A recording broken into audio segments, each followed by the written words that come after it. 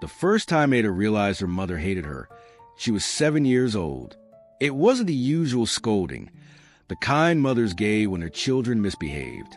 No, it was the way Mama's eyes darkened when Ada laughed too loud, the way her lips curled when Ada asked for food, the way her hands always found Ada's skin, pinching, slapping, leaving bruises that faded but never really disappeared. "Useless girl," Mama would hiss, her voice sharp like broken glass. "Look at you, black like charcoal. Who will ever want you?" Ada grew up believing she was a mistake. Now, at 23, Ada was still trapped in that same house in Enugu, where the walls whisper her mother's cruelty.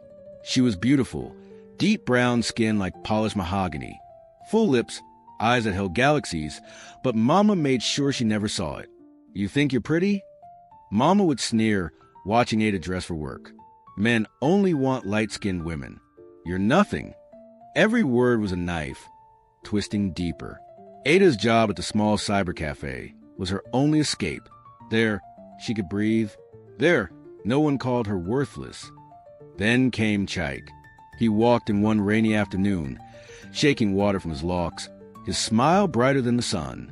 "Good afternoon," he greeted, his voice warm. Ada's heart stumbled. No one ever greeted her first. Chaik came back every day. He asked her name. He laughed at her jokes.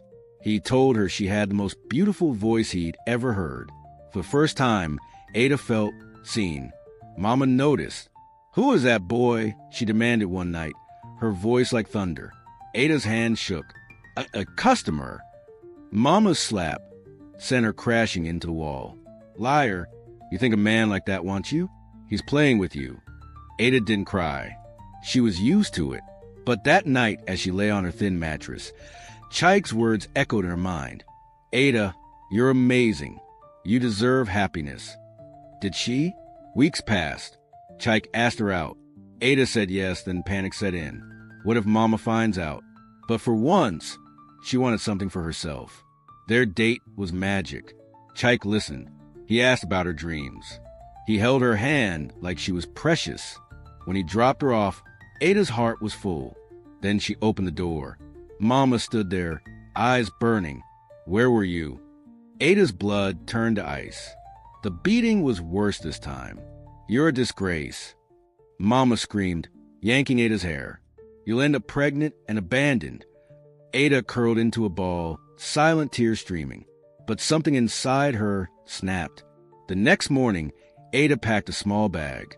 Her hands trembled, but her mind was clear. She left before Mama woke up. Chaik found her sitting outside the cyber cafe, her face swollen, her spirit bruised but unbroken. Without a word, he pulled her into his arms. And for the first time in her life, Ada let herself cry. It wasn't easy. Mama called her a traitor. Neighbors whispered. But Ada held on to one truth. She was not a mistake. She was Ada, and she would no longer live in silence. Chaik's house smelled like safety. It was a small apartment, just one bedroom, a sitting room, and a kitchen that always had the faint scent of curry and ginger. But to Ada, it was a palace. The first night she slept there, she woke up in panic, waiting for the sound of Mama's footsteps, the sharp pull of her voice. But there was only silence. And then Chaik soft snoring from the couch where he insisted on sleeping. She had really left. Mama didn't let go easily. The call started the next morning. First, the fake concern. "Ada, where are you? Do you know what people are saying?" Then the anger. "You want to disgrace me? After all I've done for you?" And finally, the threats. "Come back now or you are dead to me." Ada's hands shook as she held the phone. A lifetime of fear gripped her throat. But then Chaik's hand covered hers, warm and steady. "You don't have to answer," he said softly. She dropped the call. The world outside Mama's house was strange. Ada wasn't used to kindness.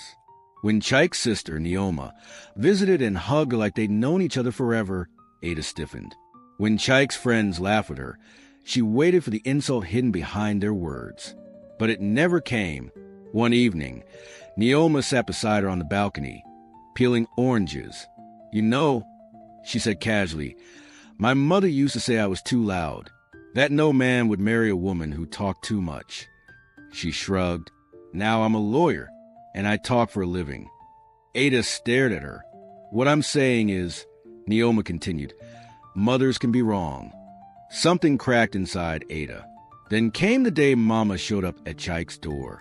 Ada's blood turned to ice when she heard the voice, sharp, commanding. Where is my daughter? Chaik stepped forward, but Ada stopped him. This was her battle. She opened the door. Mama looked older, smaller. Her eyes burned with fury, but Ada saw something else, fear. You left me, Mama hissed, after everything I sacrificed. You never loved me, Ada said quietly. The words hung in the air. Mama's face twisted. Love? You think love is soft? I made you strong. Ada shook her head. You broke me. For the first time, Mama had no words. Weeks turned to months. Ada started therapy. She cried more than she thought possible. She learned words like emotional abuse and healing. And slowly, she began to believe them. One evening, Chaik found her staring at her reflection in the mirror. What are you thinking? He asked. Ada touched her face, her dark skin, her full lips, the curve of her cheeks. I think, I'm beautiful, she whispered. Chaik smiled. Took you long enough to see it. Mama never apologized, but she stopped calling. And Ada, she learned to breathe. She learned to laugh, loud, unafraid. She learned that love wasn't supposed to hurt. And for the first time in her life, she was free. The first time Ada visited home after a year away, the compound looked smaller. The once familiar rusty gate squeaked the same way. The mango tree she used to climb still stretched its branches toward the sky. But the fear that used to twist her stomach into knots was gone. In its place, something strange and new. Indifference. Ani Ngozi spotted her first. Ada, see as you fatten. The older woman's eyes darted to the gold bangles on Ada's wrists. Gifts from Chaik's family when they'd officially welcomed her. So it's true what they said about you and that boy. Ada smiled. His name is Chaik. And yes, we're getting married next month. The gossip would spread to the village before sunset. Mama emerged from the kitchen, hands covered in Gary. For a heartbeat, time froze. You came. Mama's voice was flat. Ada noticed new wrinkles around her mother's mouth, gray hairs escaping her headscarf. The woman who'd once seemed like a giant now stood barely reaching Ada's shoulders. I came to invite you to my wedding, Ada said, holding out the cream-colored invitation. Mama didn't take it. You want me to celebrate your disobedience? Ada let her arm drop. I want you to see that I turned out fine despite you. The slap came fast, but this time, Ada caught Mama's wrist midair. No, that single word held a lifetime of meaning. Mama's eyes widened. Inside, the house smelled the same, palm oil with smoke and something bitter underneath. Ada's childhood room had been converted to a storage space, her old mattress leaning against the wall like a discarded memory. On the dresser, something caught her eye, a faded photograph. 7-year-old Ada in her first school uniform, grinning at the camera with missing front teeth, before the constant criticism had taught her to hunch her shoulders, before she learned her laughter annoyed her mother. Mama stood in the doorway, watching. You always were stubborn. Ada traced the photo's edges. I had to be. A long silence. Then, the food is ready. It wasn't an apology, but it was something. They ate in silence, the same way they always had. But now Ada noticed how Mama's hands trembled as she served the soup, how she gave Ada the piece of fish with the most meat without being asked. Old habits. As Ada stood to leave, Mama spoke to the wall. That boy, he treats you well? Ada paused. Yes, he makes me happy. Mama nodded stiffly. Good. 2 steps from the door, Ada turned back. The invitation is on the table. I'd like you to come. She didn't wait for a response. The wedding was everything Mama would have hated. Ada wore a bold red dress instead of white. She laughed loudly during the ceremony. When Chaik lifted her off her feet during their first dance, the entire hall cheered. And in the back, near the exit, a familiar figure in navy blue stood watching. Ada met her mother's eyes across the crowded room. For the first time in her life, she saw something new in them. Not pride, not quite, but perhaps respect. Mama left before the cake cutting, but she came. That night, as fireworks lit up the Lagos skyline, Ada leaned into Chike's arms and realized the chains were gone. Blooming in the dark, the pregnancy test showed 2 pink lines on a Tuesday morning. Ada stared at it so long her vision blurred. Chike's sleepy voice called from the bedroom. "Nwanyem, why you day take so long?" When she walked out holding the test, his reaction wasn't what she expected. He didn't jump up shouting. He simply pulled her into his lap, pressed his lips to her trembling hands, and whispered, "We'll be different." That was when the vomiting started. Morning sickness hit Ada like a truck. She lost weight instead of gaining it. The doctor said it was normal, but every time she leaned over the toilet, she heard Mama's voice. "Look at you. Can't even carry pregnancy properly. Useless." One particularly bad night, Chike found her crying on the bathroom floor. "I don't know how to be a mother," she sobbed. He wiped her face with a warm towel. "You already are. At 5 months pregnant." Ada felt the first kick while cooking jollof rice. The tiny flutter beneath her ribs stole her breath. That evening, she did something she hadn't done in years. She called Mama. The phone rang 8 times. "Hello? Mama, I'm pregnant." Silence. Then, "You'll name her after my mother." It wasn't a question. Ada touched her belly. "No, we're naming her Ifunanya." The name meant love, something she promised her daughter would never question. Mama showed up unannounced 2 weeks later, carrying a stained plastic bag. Inside were yellowed baby clothes, the same ones Ada had worn as an infant. "You kept these?" Ada's voice cracked. Mama shrugged. "Waste not." She hesitated, then added, "Your father, he used to sing to you when you cried." Ada froze. Papa had died when she was 3. This was the first time Mama had ever mentioned him. That night, Ada examined the tiny clothes under the light.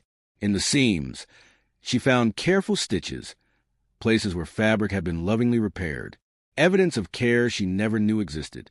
The due date came during rainy season. 20 hours of labor left Ada exhausted and exhilarated. When they placed Ifunanya in her arms, the world narrowed to 2 things: her daughter's perfect face and the terrifying realization, I could hurt her too. The thought haunted her through sleepless nights. What if she became like Mama without realizing? What if her love was enough? One 3 a.m. feeding. Chike found her sobbing over the sleeping baby. "I don't know what I'm doing," she confessed. He kissed her forehead. "Then we'll learn together." Mama visited when Ifunanya was 6 weeks old. She stood awkwardly in the doorway, staring at the baby like she was a puzzle to solve. "She has your nose," Mama muttered. Ada braced for criticism, but Mama simply reached out one callous finger to stroke Ifunanya's cheek, the gentlest touch Ada had ever seen from her. When Mama left, she didn't say goodbye. But the next morning, a pot of okra soup appeared on their doorstep, still warm. Progress came in small packages. At Ifunanya's first birthday party, Ada caught Mama smiling at the baby's chocolate-smeared face. Later, while clearing plates, she overheard her mother telling Auntie Ngozi, "See how clever she is? Just like her mother was at that age." Ada dropped the plate. Mama turned, caught in the act of praise. Their eyes met. Neither spoke. But when Ada served Mama a slice of cake, she didn't flinch in the hand that briefly covered hers.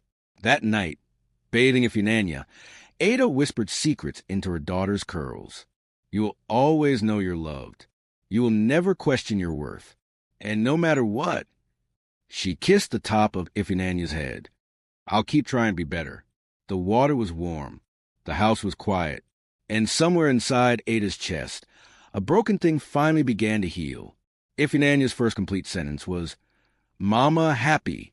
Ada recorded it immediately, sending the video to Chike at work with shaking hands. When he came home that evening, he swung their giggling daughter in the air before pulling Ada into a tight embrace. "See what we made," he whispered against her temple. That night, Ada lay awake staring at the ceiling, remembering her own first words, "Sorry, Mama," spoken after knocking over a cup of water. The memory should have hurt more, but Ifinanya's bright voice kept echoing in her mind, rewriting old wounds with new joy.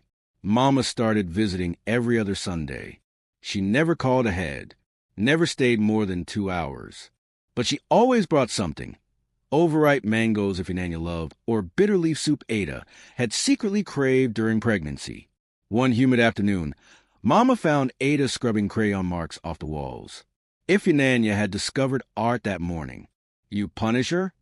Mama asked, watching the toddler nap peacefully. Ada shook her head. "We bought more paper. Told her walls aren't for drawing." Mama snorted. "In my day..." She stopped abruptly, watching Ada's tense shoulders. After a long pause, she muttered, "Paper is good." It was the closest they'd ever come to discussing their past. The real test came when Ifinanya turned 3. She'd inherited Ada's strong will along with Chaik's mischievous grin. One tantrum-filled evening, exhausted and frustrated, Ada heard herself snap. "Ifinanya, must you be this difficult?" The words hung in the air, an eerie echo of Mama's voice. Ifinanya's tears stopped midstream, her little face crumpling in confusion. Ada dropped to her knees. "I'm sorry, my love. Mama didn't mean that." She pulled her daughter close, breathing in the baby's shampoo scent. "You're perfect just as you are." Later, she called her therapist. Mama witnessed one of Ifinanya's epic tantrums at the market. The toddler screamed bloody murder when Ada refused to buy sugary biscuits. Passers-by tooted. One woman muttered about spoiled children. Ada took a deep breath, ready to channel her parenting books, when Mama suddenly knelt beside the stroller. "Ifinanya," she said quietly. "Look at Grandma's eyes." To everyone's shock, the toddler obeyed. Mama continued in Igbo. "Big girls use words. Tell Mama what you want." Ifinanya sniffled. "Big, please?" Ada nearly cried. She'd never heard her mother speak so gently. That evening, Mama stayed for dinner. On Ifinanya's first day of school, 3 generations stood at the gates. Mama adjusted the little girl's uniform with surprising care. "Remember, you're an Onyema. We're brave." Ifinanya nodded seriously before running off to meet her teacher. Ada exhaled shakily. "I used to beg you to come to my school events." The morning sun cast long shadows as Mama stared at the playground. "I know." No excuses, no explanations, just quiet acknowledgement. Ada reached for her mother's hand. To her shock, Mama held on. That night, bathing Ifinanya, the little girl asked, "Mama, why'd Grandma's hand shake?" Ada soaped the tiny back thoughtfully. "She's getting older, love." "Will you get old too?" "One day, yes." Ifinanya turned, dripping wet, to cup Ada's face. "Don't worry, Mama. I'll take care of you." The bathroom tiles blurred as Ada hugged her close. She thought of Mama's stiff hugs, her awkward gifts, the way she now called before visiting. Love didn't always look how you expected, but it was never too late to learn its language. The school concert poster stared back at Ada from the refrigerator, the bold letters announcing, "Ifinanya Onyema, solo performance." Ada traced her daughter's name with a smile, remembering how just that morning, Ifinanya had stood on their bed belting out the song at the top of her lungs, using a hairbrush as a microphone. Chaik walked into the kitchen, still knotting his tie. "She's going to be amazing," he said, pressing a kiss to Ada's temple. Ada nodded, but her stomach twisted. Mama had agreed to come. After years of missed birthdays, half-hearted visits, and stilted conversations, this would be the first time Mama would see Ifinanya truly shine. What if she criticized her? What if she made one of her sharp comments about Ifinanya's loudness or showing off? The school hall buzzed with excited parents and fidgeting children. Ada spotted Mama immediately. She sat ramrod straight in the 3rd row, her best ghillie tied high on her head, wearing the navy blue lace outfit Ada had bought her last Christmas. When Ifinanya skipped onto the stage, the room erupted in applause. The little girl beamed, her poise belying her 5 years. Then she began to sing. Her voice, clear and bright, filled the space effortlessly. Ada's eyes welled up as she watched her daughter own the stage with a confidence she herself had never known at that age. Out of the corner of her eye, she saw Mama lean forward slightly, her usually stern face softening. When Ifeananya hit the high note perfectly, Mama's lips twitched, almost a smile. After the performance, as parents swarmed to congratulate Ifeananya, Mama hung back. But when Ifeananya ran up to her, shouting, "Grandma, did you like it?" Mama did something extraordinary. She cupped Ifeanyanya's face in her hands and said, "You were magnificent." The word hung in the air between them, precious and fragile. Ada's breath caught. That night, after tucking a sleeping Ifeananya into bed, Ada found Mama still sitting at the dining table, staring at her clasped hands. "You came," Ada said softly. Mama didn't look up. "She reminds me of you." Ada froze. "At that age, you used to sing all the time." Mama's voice was rough. Before I made you stop." The admission, so quiet yet so heavy, settled between them. Ada sat down slowly, her heart pounding. "Why?" The question slipped out before she could stop it. All these years, she had never dared ask. Mama's hands trembled slightly. "My mother, she broke me, too." She finally met Ada's eyes. "I didn't know another way." The air left Ada's lungs in a rush. It wasn't an excuse. It wasn't even an apology. But it was the closest they'd ever come to the truth. The next Sunday, Mama arrived with an old shoebox. Inside were yellowed school reports, a faded ribbon, and, most surprisingly, a stack of drawings Ada had made as a child. "You were always drawing," Mama muttered, handing her a crumbling picture of stick-figure family. "I found these when clearing the storage room." Ada's fingers shook as she flipped through the papers. All these years, she'd assumed Mama had thrown them away. That Mama hadn't cared. "Why did you keep them?" Mama looked away. "A mother keeps things. Simple, complicated, heartbreaking." Ifeananya, oblivious of the weight of the moment, climbed onto Mama's lap with her latest artwork, a rainbow-colored mess of glitter and glue. "Grandma, this is you and me and Mama," she announced proudly. Mama stiffened at first. Physical affection still didn't come naturally, but then hesitantly, she put an arm around Ifeananya. "It's very bright." Ifeananya giggled. "Like love." Ada watched as Mama's eyes flickered to the old drawings, then to Ada, then back to Ifeanyanya's beaming face. Something in her expression shifted, something old and hard finally cracking open. "Yes," Mama said quietly. "Like love." Seasons passed. Mama started joining them for Christmas. She learned to say, "I'm proud of you," without sounding like it pained her. She still forgot birthdays sometimes, but now she'd show up a week later, with a carefully wrapped gift and no explanation. Progress wasn't linear. Some days, old habits resurfaced. A sharp comment here, a judgmental glance there. But now, Ada could meet her eyes and say, "That hurt." And sometimes, more and more often, Mama would sigh and say, "I know." On Ifeanyanya's first day of secondary school, 3 generations stood at the gates again.